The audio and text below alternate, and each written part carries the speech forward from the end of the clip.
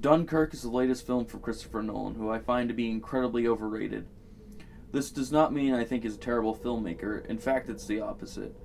I find him overall to be a fairly competent filmmaker, with movies like The Dark Knight or Inception to be fairly entertaining films and overall well made, but I consider The Prestige to be his only true masterpiece to date.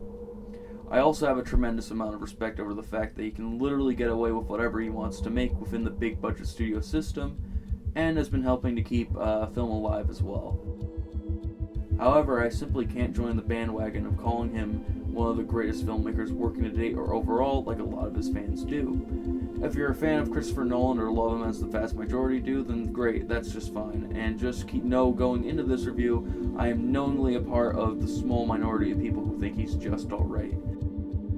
Going into Dunkirk, my hopes were reasonably high. It had a fairly short running time, and with the 70mm presentation in IMAX, I was expecting at least something that would be visually compelling. Were these expectations met? Well, yes and no. There are sequences in the film that are beautifully shot and moments that had some serious amount of tension from time to time, but overall I found it incredibly difficult to even stay awake during the screening. With literally every tool at his disposal, Nolan managed to drop the ball and drop it fairly hard. Honestly, you could turn on Turner Classic Movies or something and find a better World War II movie than this one. Who is this terrifying Phantom Commando? What is his amazing mission? See The Invisible Agent, suggested by H.G. Wells' Invisible Man, starring Ilona Massey and John Hall, with Peter Lorre, Sir Cedric Hardwicke, J. Edward Bromberg, Albert Basserman, in the most amazing story of our times. Stop!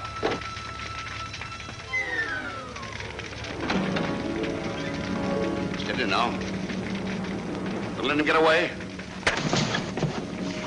The 70mm presentation wasn't even used properly, which made this all the more disappointing considering how well both the Hateful Eight and the Master used 70mm to its advantage.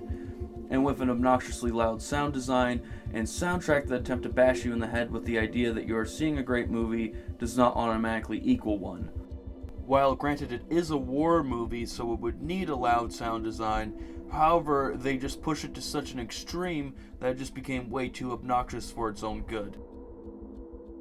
In order to simplify this review, I'll be splitting it into separate parts. The acting. None of the actors can really be blamed for the poor quality of material they were given, since really it was near impossible to even keep track of who any of these people were in the film unless a big name actor played them. And even then, you just saw them as that actor as opposed to any actual character, since not a single one of them had any personality. Like, look, oh, there's Kenneth Branagh Captain, or Tom Hardy pilot, or Harry Styles.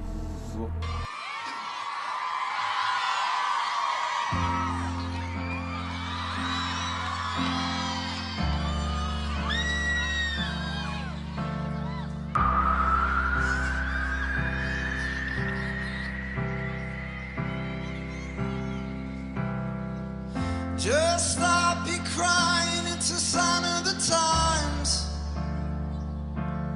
Welcome to the final show. I hope you're wearing your best clothes. No one in this film felt like actual people, just plot devices in order to keep the film's action moving along. While this could have worked out in the long run, it ultimately means it's impossible to keep investment in anything that was even going on when you literally had no one to care about or even root for.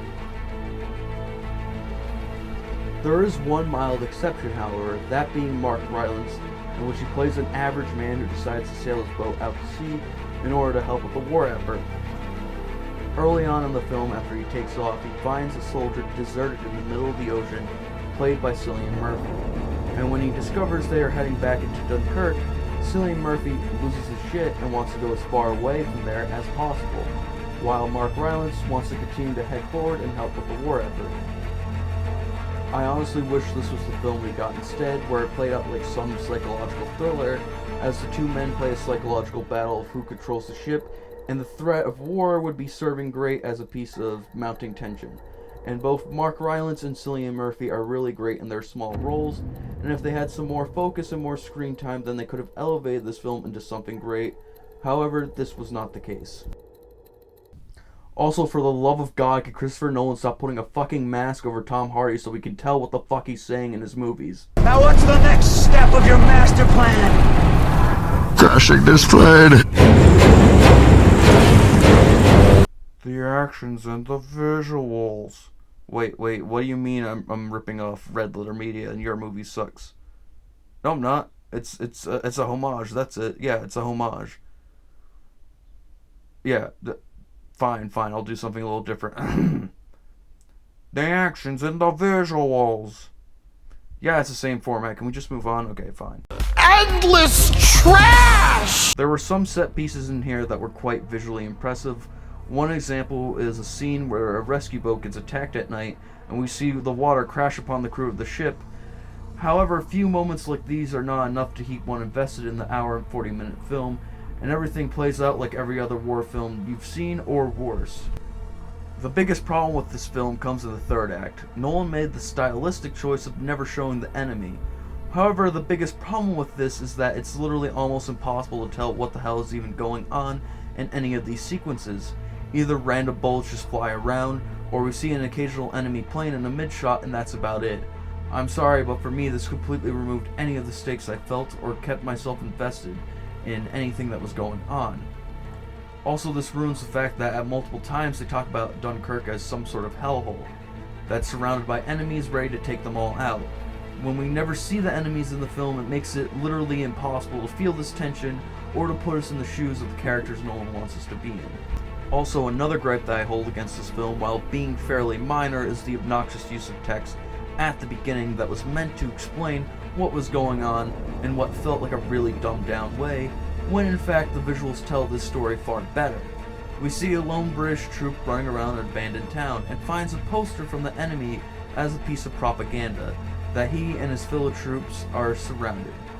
Literally, the visuals accomplish exactly what the boring text does, and not only does it take you out of the film completely to remind you that you are in fact watching a film, but also just repeats the same information twice in the span of 30 seconds. In conclusion, I don't hate Christopher Nolan, and I don't necessarily hate this film either, but for the most part it kind of just felt like the same old.